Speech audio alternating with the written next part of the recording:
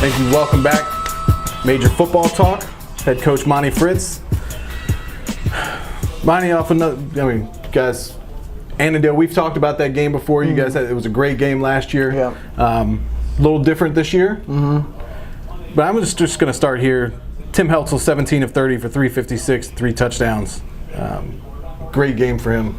Yeah, I mean, I think we're super excited about it because, you were at the Hayfield game. He got banged up, and we didn't play him much against Stewart. We went to Stewart and just played our backup for most of the game. And, we kind of knew he was back 100%, but just to see him kind of perform like that before we get to the playoffs, makes me feel a lot better because he looked really good, and that was 356. He didn't play at all in the fourth quarter. I mean, we were up 47-7, took everybody out. So, that's the best thing about the game. I mean, there's some other things, like I think John was at the game last year, and I think it was, for a loss that we have, it's probably one of the most exciting losses I've been a part of, just because the game was just so back and forth and big hits and big plays. But we had taken that kind of to heart, and we had kind of had this take back the inch thing because we lost by an inch last year. We got stopped on the 1 inch line twice, and so it was just kind of our motto all week. And I thought the kids really took to that, make sure all the inches are in order, make sure you're taking the right steps, doing your job. And it's by far the best we've played since I've been at Mount Vernon. I mean, we totally, I think, dominated the game from the opening kickoff until the end against a really tough physical team, right? Like Annandale does what Annandale does, and they go hard every single play. And so for us to be able to do that makes me feel really good going into our last 2 games. So we're getting towards the end of the season. Playoffs have to be on the front of your mind at this point. When you get up big like this, are you starting to think about let's keep the guys healthy and especially pull back? with Timmy, with him being hurt now, he's hurt in a really big game, we weren't winning or whatever. But now because a sprained ankle now is going to bleed into the playoffs. So we definitely got kids out, try to get them out as quick as we can. And then we got to put some seniors in that haven't played much, and we had some fun with that in the fourth quarter. We played a kid at quarterback, Zyrell Mumbrin, who is not a quarterback, but we got him in, and he got a carry. And in the stats, I told him he got a yard. I don't think he got a yard, but he's excited about it. So it was a good homecoming for us. A lot of kids got to play. Good memories for them for the rest of their life. Well, in the weekly Darian Newton watch, only 1 carry for 5 yards, but he had 7 catches for $140 and 2 touchdowns, 71-yard kick return. How much fun is it to be able to have a guy that you can just move at a ton of different places? I mean, it's awesome, right? We moved him this week. We put him in a different position than we had shown anybody this week. We put him in the single receiver away from the trip. So, the way Annandale played, they were going to play that position kind of man-to-man, and we think we're going to win that battle when people go man-to-man. And his first catch was an 84-yard touchdown. Just a heck of a throw by Timmy. Great adjustment to make the catch by Darian, and then he just outruns everybody to the end zone. So, it's great. He just does it all, and it's good to have a kid that you can just play. If our running back, Jordan, got a cramp, we just threw him at. That's where he got his carry. It's just okay, go to running back. You haven't practiced there in 3 weeks, but you know what to do. Go back there, run the play. So it's definitely great to have a kid like that. How much have you held back? How much have you guys practiced that you haven't shown in games that you can pull out in a playoff game?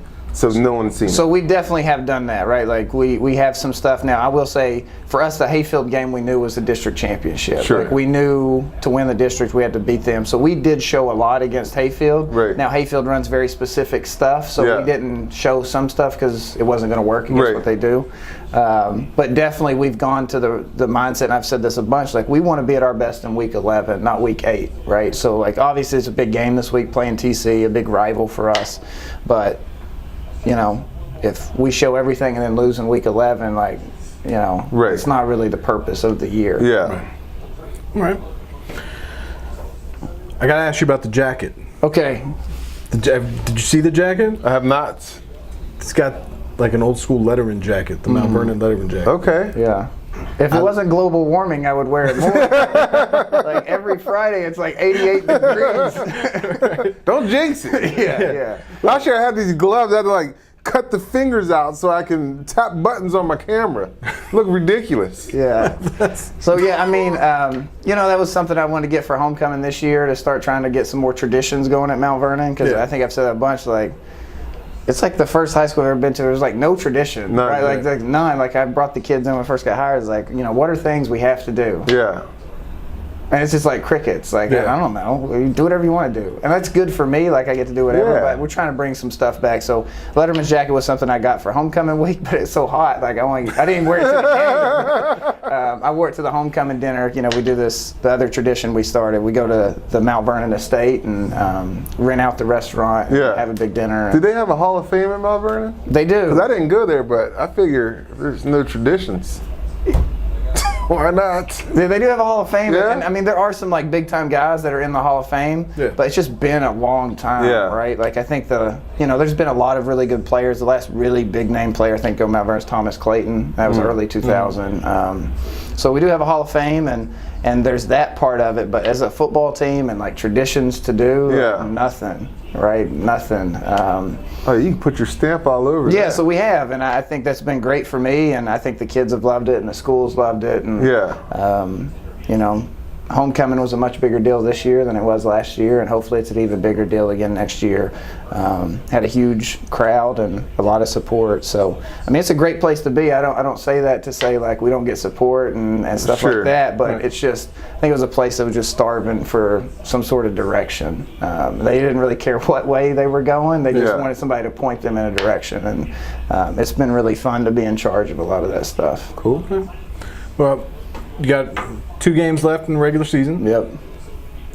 2 big games. Yep. TC and Wespo, obviously like crosstown rivalry type things Yep. going on. What is your focus going into those 2 games? How much are you willing to show in those 2 games before the playoffs? So, I mean, it's a little different. You know, I just said this thing about the playoffs, but like Mount Vernon hasn't beat TC Williams since I think 2007, haven't beat West Potomac since like 2005.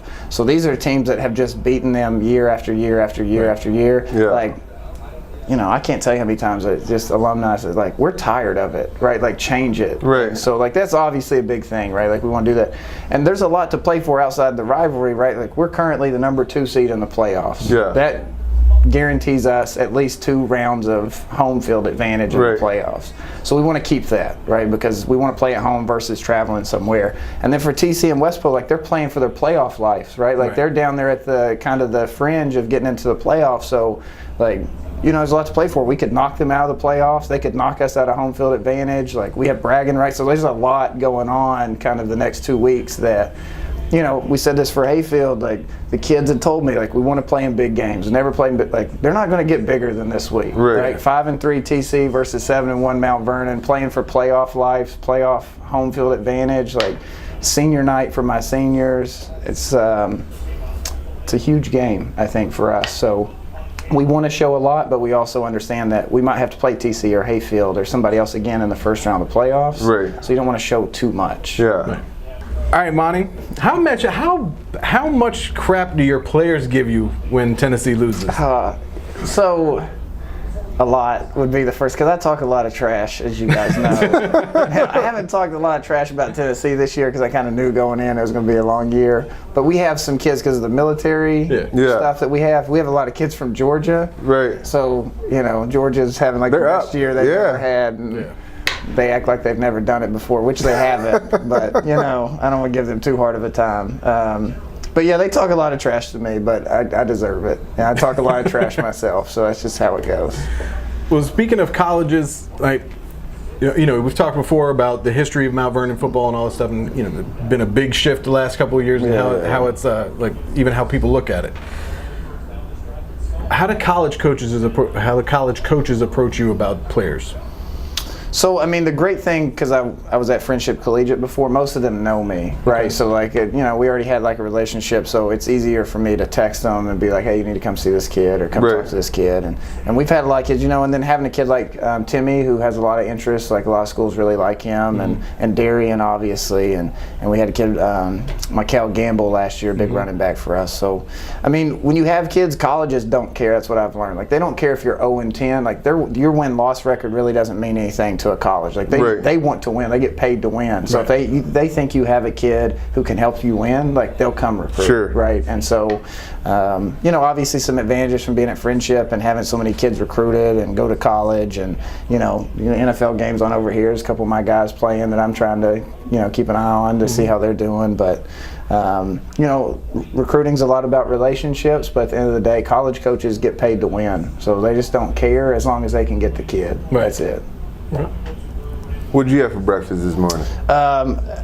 Best Buns Bakery in Shirlington. I don't know if you guys ever heard of that. It's a good spot. It's always busy. So it sounds like another establishment I once frequented.